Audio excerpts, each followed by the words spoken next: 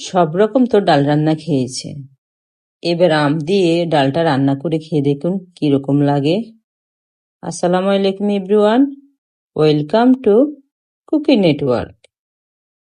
আজকে আমি আমের ডাল রান্না করব। তার জন্য এখানে আমি কিছুটা ডাল আগে থেকে ধুয়ে পরিষ্কার করে নিয়েছিলাম। আর ডাল আগে থেকে কিছুক্ষণ ভিজিয়ে রাখলে ডাল তাড়াতাড়ি রান্না করা হয়ে যায়।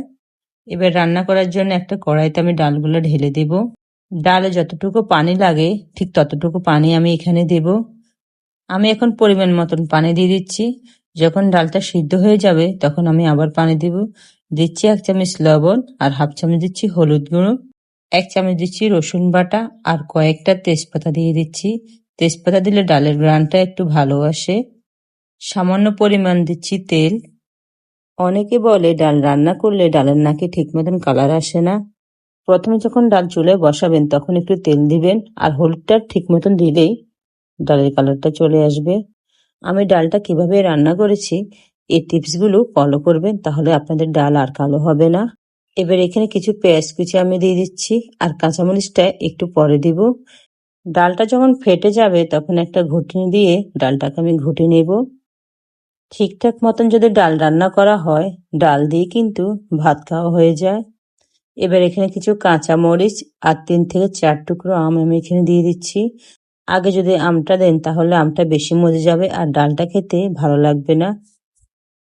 এবার ডালটা একটু ঘন হয়ে গেছে, আমি সামান্য পরিমাণ কিছুটা পানি দিয়ে দিচ্ছি। দিয়ে 2 থেকে 3 মিনিট জাল দিয়ে আমি এই ডালটাকে নামিয়ে ফেলবো। ফ্রাই প্যানে কিছু পরিমাণ তেল দেব আর কিছু রসুন কুচি একটু আমি ভেজে নেব। তারপর আমি কিছু পেঁয়াজ কুচি আমি এখানে দিয়ে দেব। পেঁয়াজ আর রসুন একসাথে দিলে পেঁয়াজটা পড়ে যেতে পারে, তাই পেঁয়াজটা পরে দিলাম। দিচ্ছি কিছু কালো জিরা, কিছু মৌরি। এবার দিয়ে আমি এগুলাকে একটু নেড়ে ছেড়ে দেবো। আর নামানোর কিছুক্ষণ আগে দিচ্ছি 2টা শুকনো মরিচ। কিছুক্ষণ নাড়াচাড়া করার পর যখন একটু বাদামি কালার চলে আসবে তখন আমি এটাকে নামিয়ে ফেলবো আর সরাসরি আমি এটা ডালে দিয়ে দেব। আমার এই ডাল রান্নাটা কতটা যে মজা হয়েছে, না খেলে আপনারা বুঝতে পারবেন না। ঠিক বাসায় এভাবে বানিয়ে খাবেন। এই ডালটা যখন রান্না করবেন তখন একটু শুটকির ভর্তা করে নেবেন, তখন এই ডালটা খেতে আরো ভালো লাগবে। আর ডালটা যখন চুলায় আমি বসাই তখন একটু শুটকির ভর্তাও করে নিয়েছিলাম। আর আম দিয়ে ডাল রান্নাটা এতটা মজা, না খেলে বুঝতেই পারবেন না। আজ এই পর্যন্ত। নতুন আরেকটা রেসিপি নিয়ে আমি আবারও হাজির হব আপনাদের সামনে। সে পর্যন্ত সবাই ভালো থাকবেন। আল্লাহ হাফেজ।